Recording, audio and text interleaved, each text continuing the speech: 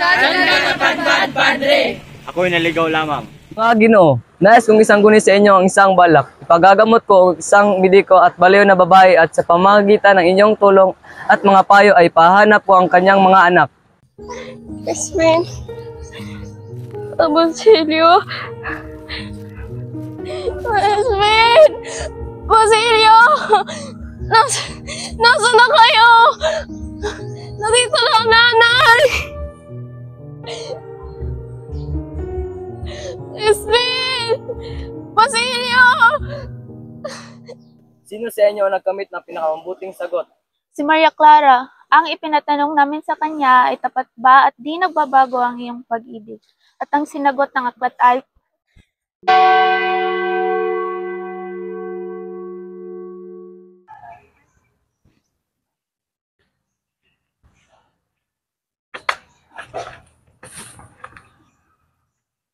ano ang kinalaman nito sa komedya? Ang kaluluwa ng mga nanonood ng komedya ay nahulig sa impyerno, at ang mga nakikinig ng sermon ay tuloy sa langit.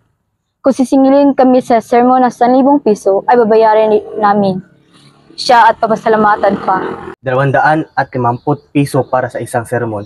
Ang halagang ito, ikatlong bahagi na ng kabayaran sa mga komedyante na lalabas sa loob ng 3 gabi. Kung gayo'y talaga ngang nakapakayaman kayo,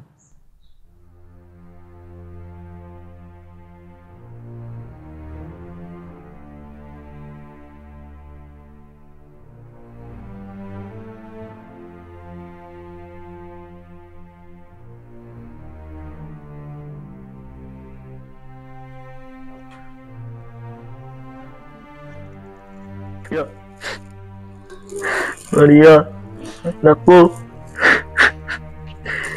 hindi ka mamamatay.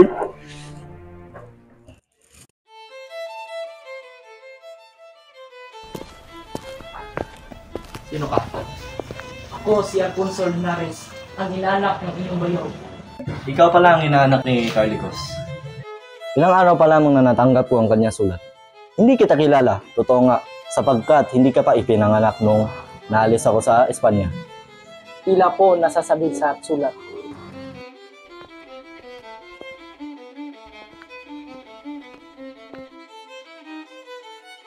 Tinatanggap po ako maging abogado sa Universidad na Sentral.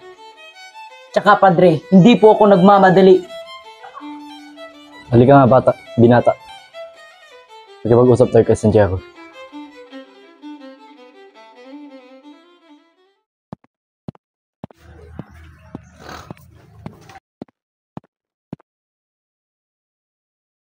Nagsadya po ako sa bahay ni Don Crisostomo upang humingi ng bayad kapinsalaan. Pagkatapos si Paano ay sinabi niya po sa akin ayaw nilang bayad, sapagkat nalagay raw sa panganib ang kanyang buhay. Nagbalik ako kahapon, ngunit nakaluwas na sa Maynila. Anong ibig mo ngayon? Sabihin po niya sa akin kung ano ang dapat gawin. Ang pari ay pating nagbibigay payo. Sino nang sabi sa'yo? Hindi ka taga rito. Nakikilala po kayo sa buong lalawigan. Ngunit ang akala ko ay, maaari po ba bang kausapin si Padre Damaso? Si Padre Damaso ay may ginagawa, kaya lumayas ka na.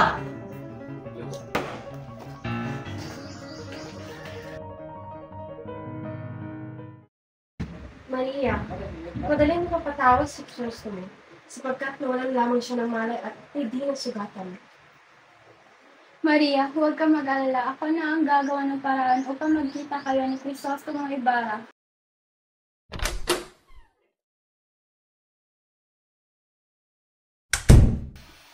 Anong nangyari? Ipinag-uutos sa akin ni Padre Damaso na sirain ang pag-iisang bibig ng magasintahan. Kung hindi ko raw ito susundin, ay mapaparusahan ako hindi lamang dito sa lupa, pati na rin sa langit. Maging si Padre Sibila ay nagsabi na huwag ko raw tanggapin si Crisostomo sa aking tahanan. At ang pagkakautang ko ng 50,000 piso ay huwag kong babayaran. Pinapili nila kung anong mas mahalaga, ang 50,000 piso o aking buhay at luluwa. Huwag kang umiyak, anak. Nakita ko lamang ang umiyak inyong ina nung siya'y naglilipas sa iyo. May pinakilala sa akin si Padre Damaso at siya raw ang karapat-dapat mong katipan.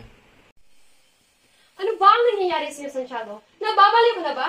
Anong akala mo sa iyong anak? Para lang bang pagpapalit ng barang ang pagpapalit ng nobyo? Yan din ang nasa isip ko. Si Crisostomo ay mayaman, Samantala, ang mga kasiya nagpapakasal ay para lamang sa salapi. Pero anong gagawin ko? Ako'y binalaan na maging ex-kominador din sa sinusunog na ang kaluluwa. Dito pa lamang sa lupa. Huwag mo sanang pahirapan ang kalooban ng iyong anak. Bakit hindi ka na lang magsulat ng arsobispo? Ang braille ay walang pinakinggan kundi ang kapwa braille lamang. Kaya anak, tigilan mo na ang pagluha. Darating ang kapitan, kailangan mo siyang pakiharapan. Nagkita ko sa ipalad sa iyo, ngunit hindi ako umiiyak.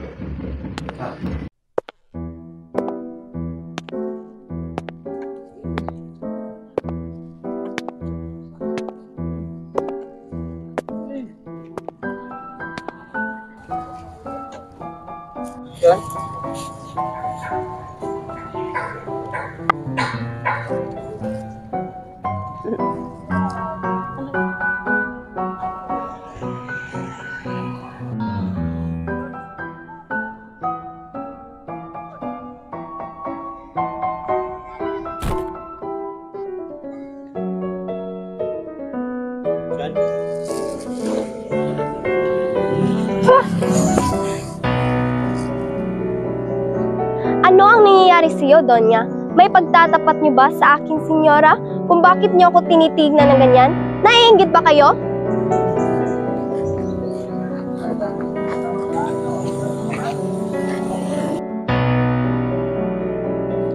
Aba, excelentissima, senyora Pupok. Hindi makakapasok ang mga alferes, ngunit oo, ang mga pailakyud na kagaya niya. Hoy, pakinggan ninyo. Ako'y nagkukutyang makipag-usap sa inyo. Akala niyo ba hindi ko alam na kayo'y naging manlalaba?